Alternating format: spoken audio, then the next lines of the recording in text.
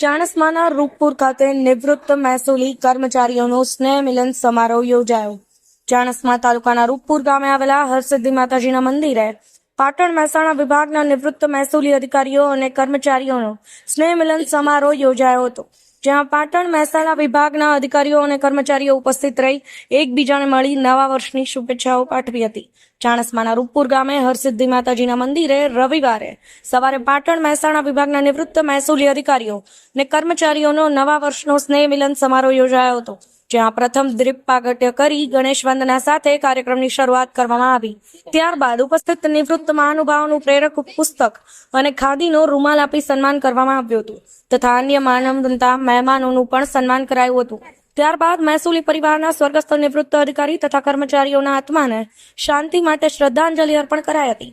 ત્યારબાદ દરેકે નિવૃત્તિ પછીના સમયગાળામાં અનુભવ કાર્ય સહિતના વિચારો રજૂ કર્યા હતા. ત્યારે સમગ્ર કાર્યક્રમને સફળ બનાવવા ભૂપેન્દ્રભાઈ શાહ, ગણપતિપુરી ગૌસ્વામી, બીડી સુથાર, ચંદુલાલ જીવણલાલ, નારાયણભાઈ સાધુ વગેરે ભારે જહેમત ઉઠાવી હતી. ત્યારે કાર્યક્રમ દરમિયાન ભોજન સમારંભનો ખર્ચ રણછોડભાઈ પટેલ અને બાબુભાઈ ચૌધરીએ ઉઠાવ્યો. નિખિલ જોશી, પાટણ ન્યૂઝ 24, ચાણસ્મા. આજ રોજ રૂપપુર મુકામે મહેસાણા અને પાટણ જિલ્લાના જે મહેસૂલી કર્મચારીઓ છે એ કર્મચારીઓનું એક ગ્રુપ બનાવેલું છે. એ ગ્રુપમાં 180 સભ્યો છે.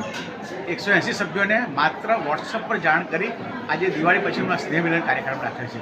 આ સ્નેહ મિલન કાર્યક્રમમાં કોઈ વ્યક્તિને, કોઈ મિત્રને અલગ વ્યક્તિગત ફોન નથી કર્યો, પણ ખાલી વોટ્સઅપ મેસેજથી આટલા બધા મિત્રો, 250 મિત્રો આવી ગયા છે. બરાબર. અને આ મિત્રો આવ્યા પછી આ સ્નેહ મિલન કાર્યક્રમ આપણે આયોજન કર્યું છે. આ કાર્યક્રમની ખાસ વિશેષતા એ છે, આ કાર્યક્રમમાં ફૂલનો ઉપયોગ નથી કર્યો, બુકેનો ઉપયોગ નથી કર્યો, માત્ર પ્રેરક પુસ્તકો અને ખાદીના હાથ રૂમાલ જ આપ્યા છે. સામાન્ય રીતે બીજા પ્રસંગોમાં પુષ્પગુચ્છા બુકેનો ઉપયોગ કરીને બગાડ થાય છે, જ્યારે અમે એવા પુસ્તક આપ્યા છે જે નિવૃત્તિ પછીના જીવનમાં સામાજિક પોતાના વિચારો, મનની મજબૂતાઈ કરી શકે એવા વિચારોનું પુસ્તક આપ્યું છે. કોઈ ભેટ સોગાદ આપી નથી.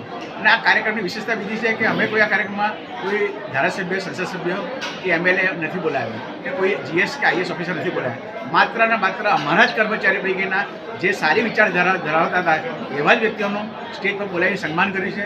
અને બીજી વિશેષતા એ છે કે અમારા કર્મચારી જેને 75 વર્ષ ઉપર ઉંમર થઈ છે, જે 75થી 91 વર્ષવાળા એટલા વર્ષના ગાળાના અમારા સિનિયર મોસ્ટ વડીલો, મહેસૂલી કર્મચારીઓ, અધિકારીઓ અમારા એ લોકો ખાસ આવ્યા છે.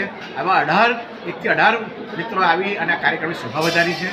આ કાર્યક્રમ માતાજીના નરસિંહ માતાની કૃપાથી રાખ્યો છે, એમના સાનિધ્યમાં રાખ્યો છે. માત્ર કર્મચારી મિત્રો અને એના માટે જ છે. સ્નેહ મિલન કાર્યક્રમ છે. આ કાર્યમાં કોઈ આર્થિક પાસું તો કોઈ બીજી કોઈ વાત થઈ નથી. માત્ર ધાર્મિક, સામાજિક અને કુરિવાજો દૂર કરવા વિશેની વાત થઈ છે.